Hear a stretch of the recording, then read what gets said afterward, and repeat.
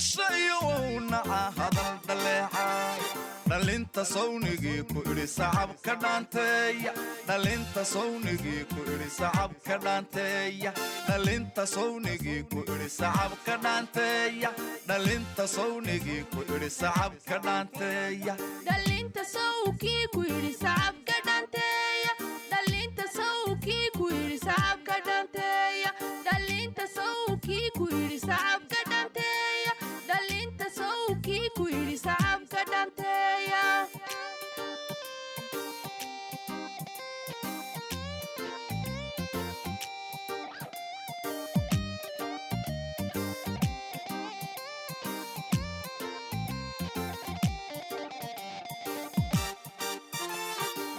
dharkiisii kolkaan dhakisku soo siiyo een soo dhex joogsada bulshada iga dhab weeyaane dhaqan dharkiisii kolkaan dhakisku soo siiyo een soo dhex joogsada bulshada iga dhab weeyaane ku dhiiradoo dhaqanku waa dhaxalki soo yaale ku dhaarto oo ha dhaafino dhalasha luuqeeya ku dhiiradoo dhaqanku waa dhaxalki sawkii ku yidhi sacab ka dhanteeya.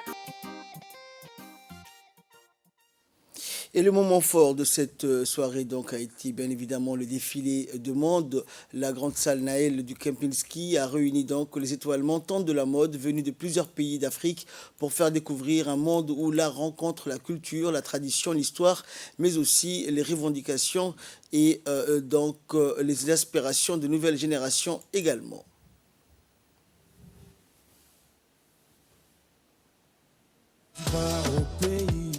Allez, donne de mes nouvelles. Ici, la vie est dure, mais je m'accroche. Faut dire à papi, aussi à mamie. Je reviendrai l'année prochaine si tout va bien. Ici, c'est le dossier. Everyday, on est busy. Ici, la zik est dure, mais je me suis fait des nouveaux amis, une nouvelle famille. On retrouve toujours l'Afrique dans nos regards. Yelele Africa, oh yelele. Yelele Africa, oh yelele ma. Yelele Africa, oh yelele mama. Yelele Africa, oh yelele. Yelele yelele yelele yelele. Yelele yelele yelele yelele ma. Yelele yelele yelele yelele. Yelele yelele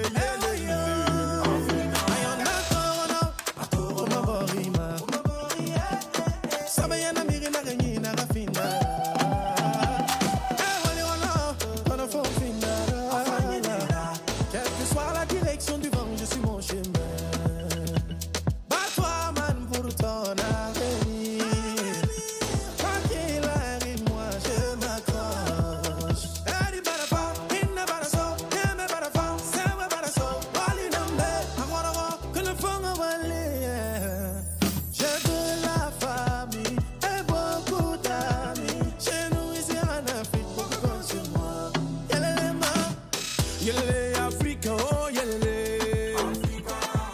Yelele Africa, oh yelele ma. Yelele Africa, hey yelele naba. Yelele Africa, oh yelele.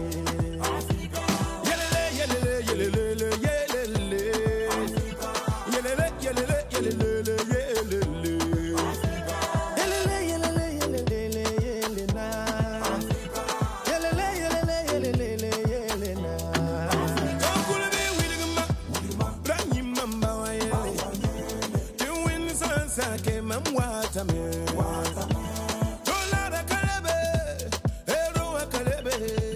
Mais je garde toujours espoir pour un lendemain. Y'a le bon petit mening dans le dossier. Tu sais, vous ne sens pas, mais ma moite à main. No, what did it go? Vaya toto, vaya vito. No, la distance ne tue pas l'amour.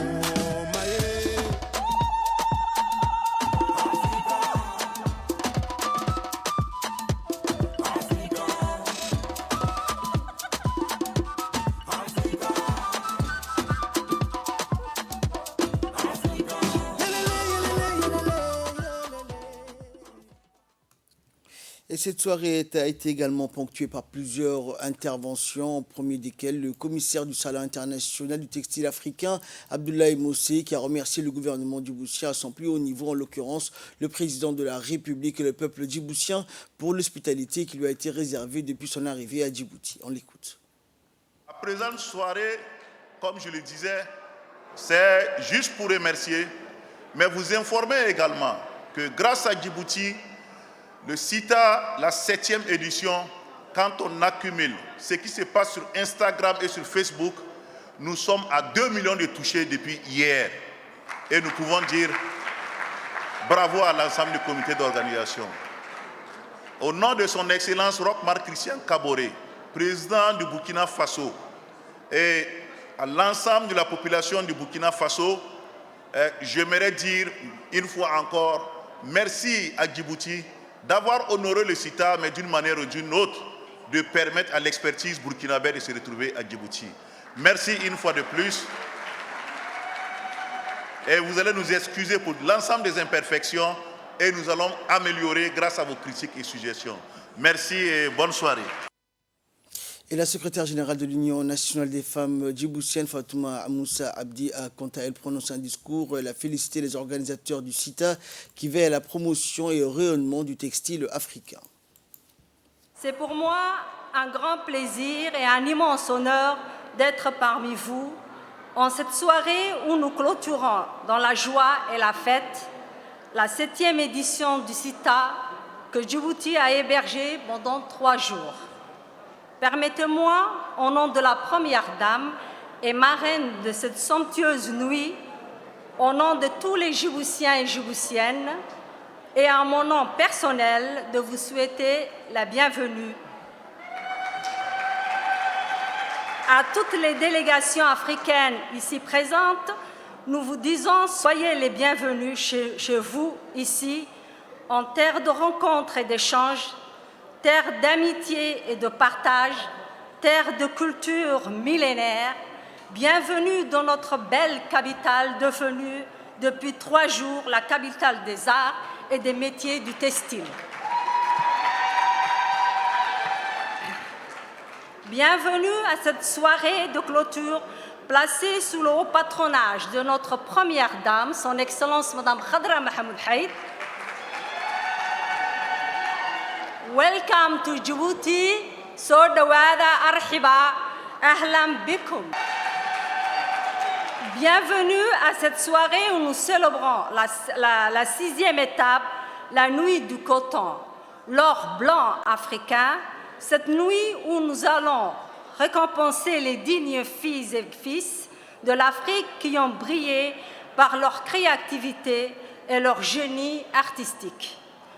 Et cela après 3 jours d'intenses événements où l'Afrique nous a profondément habités, où sa vitalité nous a réchauffé le cœur, où ses cultures multiples et diverses, pleines de couleurs, nous a éblouis, où nous avons brandi ensemble avec fierté nos traditions, nos identités, nos esprits créatifs, nos jeunesses talentueuses, où nous avons explosé le meilleur de l'Afrique pleine d'espoir, unie et prometteuse, capable de relever le défi du développement durable dans un contexte où la crise climatique et sanitaire inquiète le monde entier.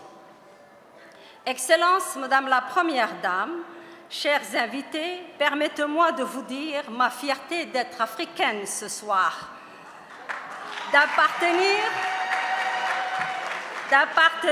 à ce beau continent riche de son capital le plus précieux, des femmes et des hommes qui, pas seulement dans la filière du textile, mais également dans toutes les disciplines économiques en général et en industrie culturelle en particulier, sont porteurs de lendemains meilleurs. Et enfin, la ministre de la Culture et de la Jeunesse, Dr Ibo Moumine, a félicité les organisateurs et les jeunes stylistes en herbe venus des confins des terres du continent pour magnifier le tissu africain. C'était avec engouement et fierté et les cœurs imprégnés d'émotion que j'ai le plaisir et l'honneur de participer à la Nuit du Coton, placée sous le haut patronage de la Première Dame du pays, Madame Khadra Mohamed Haït, et en présence de plusieurs hauts dignitaires de la nation, ainsi que beaucoup d'invités venus de 4 coins du monde. Engouement et fierté, car la République de Djibouti a organisé avec brio et doigté l'événement international que nous clôturons ce soir et qui a réuni plus de 32 pays du continent noir. En effet, on parlait de la tenue de la 7e édition du Salon international du textile africain à Djibouti depuis plusieurs mois. Mais depuis 2 jours, nous le vivons après une cérémonie d'ouverture triomphale hautement emblématique. Nous voici à la soirée des clôtures somptueuses qui nous réserve pleine de surprises. Depuis quelques jours, nous vibrons au rythme de l'Afrique et notre beau pays est devenu la capitale d'un grand rendez-vous, celui du textile africain. Ce soir, nous clôturons 3 jours magnifiques, en tout point inoubliables, et des moments d'intense émotion comme la parade et les défilés qui nous ont permis une immersion culturelle pour un retour à la source, un éblouissement culturel, et j'en suis persuadée, tout ceci stimulera la créativité, le goût de l'effort et l'essence de la compétitivité de nous tous.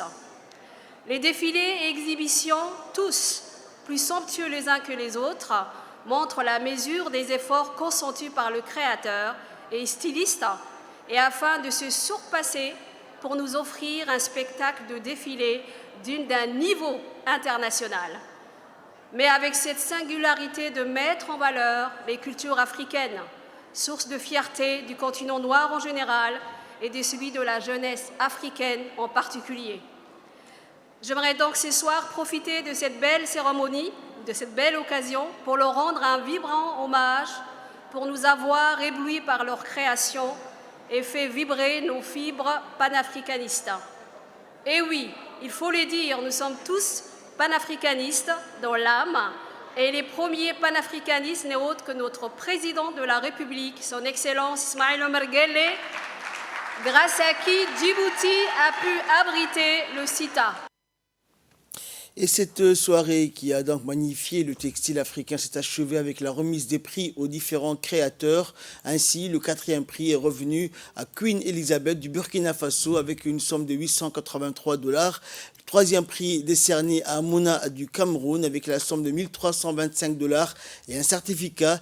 2e trophée décerné à Emily Ahmed Araita avec la somme de $1766 et un certificat. Et enfin, le 1er prix donc a été décerné à Fashion Design Institute de l'île Maurice, un trophée remis par la première dame et présidente de l'UNFD avec une somme de $2650 et une attestation.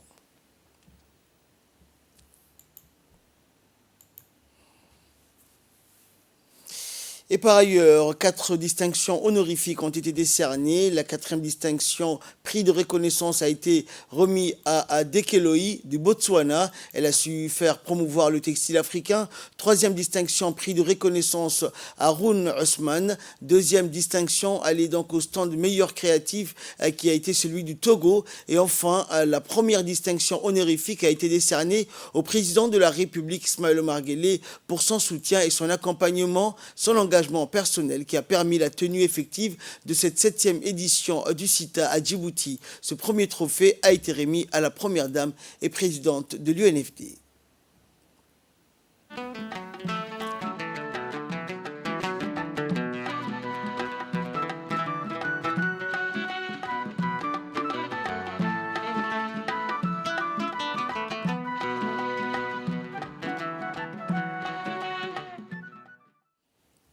Et durant cette cérémonie, notre équipe qui a couvert l'événement donc a pu également recueillir les impressions de la directrice générale du CITA. Le séjour à Djibouti était convivial et très chaleureux. Le peuple djiboutien nous a ouvert grandement les bras et ils nous ont montré qu'il n'y a pas de barrière entre nous Africains et que nous sommes un même peuple, nous sommes des frères en fait. Donc je suis très heureuse de cette 7e édition qui s'est déroulée à Djibouti parce que vraiment Djibouti nous a... Je n'ai pas de mots en fait pour exprimer ce que je ressens quant à ce qui s'est passé pendant ces 3 jours. Et particulièrement, je remercie les autorités de Djibouti qui n'ont ménagé aucun effort pour faire de cette 7e édition une réussite totale. Dans l'actualité également, le Club des jeunes entrepreneurs d'Ali Sabi a organisé ce week-end le lancement officiel de la 3e édition de la foire régionale d'Ali Sabi. Club des jeunes entrepreneurs, particulièrement l'antenne Assad Diogo en étroite collaboration avec le ministère de la Jeunesse et de la Culture et le soutien de la préfecture et du conseil régional qui a organisé durant 3 jours une 3e foire régionale d'Ascaville sur l'esplanade des locaux de la préfecture. Cette foire populaire d'Ali Sabi a réuni de nombreux jeunes créatifs, des femmes spécialistes de la fabrication de multiples objets de l'artisanat et des agriculteurs. Ils provenaient du chef-lieu et de toutes les localités rurales de la région. Une 3e foire qui a enthousiasmé les habitants d'Ali Sabi qui sont venus en masse et qui ont démontré donc le degré impressionnant de créativité de leurs fils et filles. Visiteurs de toutes les catégories sociales et de tous les âges ont tâtonné, goûté et admiré les produits présentés dans les différents stands de cette exposition commerciale.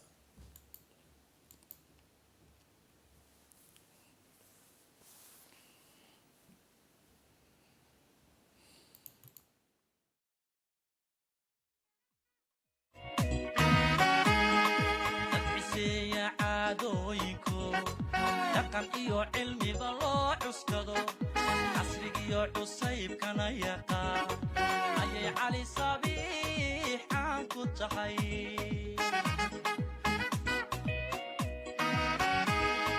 dadciseeya caadooyinku dhaqan iyo cilmiba loo cuskado casrigiyo cusaybkana yaqaan ayay cali sabiix caan ku tahay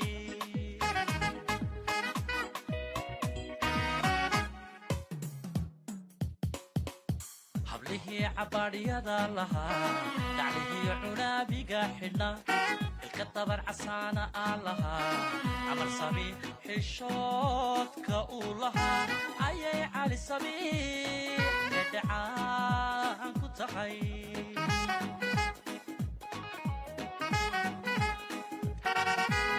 hablihii cabaadhyada lahaa gaclihii cunaabiga xidhna ilka dabar casaana aan lahaa. En marge de la conférence générale, la délégation djiboutienne conduite par le ministre de l'Éducation nationale et de la formation professionnelle, Moustapha Mohamed Mahmoud, a rencontré le sous-directeur général secteur dans les priorités Afrique et les relations internationales de l'UNESCO et son staff dans l'après-midi du 11 novembre dernier. Le ministre a fait le tour des priorités du moment dans le domaine de l'éducation, de la culture et des sciences en République de Djibouti, comme la transformation de l'école djiboutienne entamée en 2017, la mise en œuvre de la politique nationale culturelle et l'amélioration des services et des prestations de l'Université de Djibouti et du Centre de recherche et des études de Djibouti. Dans le domaine de l'éducation, le ministre a insisté sur la détermination de son département à proposer une éducation de qualité, inclusive et en phase avec son époque, avec comme levier l'introduction du numérique comme enseignement et comme médium d'enseignement, la formation des enseignants et la transmission des valeurs universelles. Et enfin, le ministre a expliqué à son auditoire que la politique nationale enseignante soutenue au plus haut niveau de l'État et impulsée pour atteindre rapidement les objectifs de qualité et qui demeure un volet qui occupe une place centrale dans la politique éducative de 15 prochaines années. Et dans les discussions avec la délégation djiboutienne et les équipes, il a été question de la représentation de Djibouti à l'UNESCO. Le sous-directeur général Matako a invité Djibouti de présenter des candidats dans le projet de jeunes professionnels. Et enfin, l'enseignement à travers l'éthique et dans les smart classrooms a été abordé. Des entretiens avec les responsables de l'entreprise indiennes ont déjà donc débuté sur une éventuelle collaboration. Et la délégation djiboutienne a rencontré par la suite le directeur du Bureau international de l'éducation, une réunion donc qui s'inscrit dans la préparation de la mission du ministre prévue le 29 novembre en Suisse. Et la cérémonie de clôture donc de cette conférence internationale a eu lieu donc au siège même de l'UNESCO, où le ministre de l'Éducation nationale était accompagné par une importante délégation. Le 75e anniversaire de l'UNESCO a été fêté en grande pompe donc au siège de l'UNESCO. Les 28 chefs d'État et de gouvernement qui ont participé à la cérémonie ont unanimement reconnu le bilan positif de l'UNESCO et sa capacité de résilience face aux grands événements qui ont ébranlé la vie des hommes. Les chefs d'État ont aussi mis en évidence la nécessité d'une solidarité mondiale efficace. Le secrétaire général de l'ONU, Antonio Guterres, et le pape François sont même intervenus à distance pour exprimer leur soutien à l'organisation et l'importance de fructifier la paix dans l'esprit des hommes. La délégation djiboutienne était représentée par le ministre de l'Éducation nationale et l'ambassadeur de Djibouti en France, Ayed Moussaïd Yahya. Et les interventions des chefs d'État étaient ponctuées donc de prestations musicales de grande qualité, mélangeant des répertoires donc de tous les pays donc que compose l'ONU. Et la directrice de l'UNESCO a réélu pour un mandat, a exprimé sa fierté de servir l'UNESCO et son engagement pour rendre l'organisation plus flexible. Et la délégation djiboutienne a rencontré en marge de la cérémonie le secrétaire général djibouto-canadien de la Commission nationale UNESCO, donc du Canada, Roda Moussa. En nouvelle nationale à présent, la ministre des Affaires sociales et de Solidarité, Ulufa Ismail Abdou, s'est entretenue avec l'ambassadeur de Turquie accrédité à Djibouti, Salim Levent Sehinkaya, et la ministre a d'emblée souhaité la bienvenue aux diplomates turcs et indiqué qu'elle avait hâte de travailler ensemble donc afin de trouver des nouvelles façons de renforcer la collaboration. Cette prise de contact du diplomate turc a été l'occasion pour les deux responsables de passer en revue les actions et les relations des deux parties, mais aussi les moyens de développer davantage donc leurs relations. Et la Turquie est un partenaire de longue date et privilégié de Djibouti, à savoir dans le domaine de l'enseignement supérieur, les bourses d'études, la construction du barrage de Wera et entre autres. Et entourée de ses proches collaborateurs, la ministre a pu mettre en avant les actions de son département, mais aussi de l'ADDS. Plusieurs questions d'intérêt commun ont pu ainsi être évoquées lors de cette visite de courtoisie de l'ambassadeur turc. Le mouvement de la jeunesse une et indivisible, en collaboration avec la JICA, a organisé aujourd'hui au Sheraton Hotel un atelier de sensibilisation et de réflexion pour les jeunes leaders et les représentants de l'association de 3 communes de la capitale et des régions de l'intérieur, axé sur le thème « L'importance du volontariat des jeunes et de la société civile pour le développement ». L'objectif de cet atelier était donc de faire découvrir et faire comprendre aux jeunes et aux associations l'utilité du volontariat afin de les inciter à devenir des jeunes citoyens plus solidaires et engagés pour la protection de l'environnement et le développement du pays. Au-delà de cette sensibilisation, les jeunes et la société civile sont appelés à imiter donc des sensibilisations auprès d'autres cibles de toutes les couches sociales. Des jeunes leaders ainsi que des jeunes représentants des associations qui participent à cet atelier et qui ont promis de renforcer les valeurs, les concepts et l'esprit du volontariat auprès de leurs pairs dans leurs communes et les régions respectives ainsi que dans leurs quartiers en renforçant les actions du volontariat pour une meilleure participation au développement durable. Et pour le mouvement de la jeunesse une et indivisible, cette sensibilisation vise à contribuer au renforcement et à la consolidation de la culture du volontariat des jeunes pour la protection de l'environnement et donc le renforcement de la propreté dans leur pays, la protection de l'environnement et avec une forte implication collective au développement de notre pays. Du Djibouti. La JICA, Agence japonaise de la coopération internationale, a commencé à envoyer les jeunes volontaires depuis l'année 2000. Pendant les années, il y a au total plus de 140 volontaires qui font des activités dans les plusieurs domiciles au sein de la population djiboutienne. Merci beaucoup pour votre soutien. Puisque le taux de contamination de Covid-19 est en base en Djibouti et également au Japon maintenant.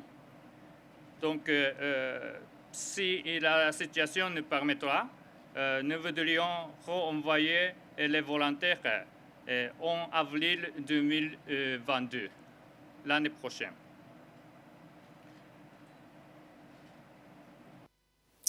Et là, nous passons à ce qui fait la une de l'actualité internationale. C'était dans les titres de cette édition.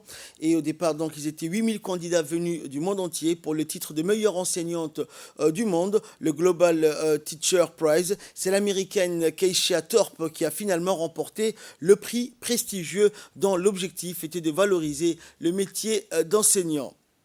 D'origine jamaïcaine, Keisha Thorpe est une enseignante d'anglais qui tente de rendre l'accès à l'éducation supérieure plus inclusif pour les lycéens non anglophones, immigrés de première génération ou réfugiés. Parmi ces méthodes, l'utilisation de la technologie, d'expériences de la vie réelle ou la conception d'activités autour de l'engagement civique pour que ces élèves puissent se sentir intégrés. Elle a également fondé une ONG qui a permis à 500 élèves du monde entier d'obtenir des bourses universitaires aux États-Unis grâce à leur performance en athlétisme. Et le concours est organisé par la fondation Varkey qui a été créée donc par la famille indienne du même nom, basée à Dubaï. Les Varkey ont fait fortune en créant des réseaux d'écoles privées, d'abord destinés aux enfants des expatriés. Le prix comprend aussi la somme d'$1 million graduellement transférée sur 10 ans afin de monter des projets éducatifs. C'est ainsi que prend fin cette édition. Merci à vous de nous avoir suivis.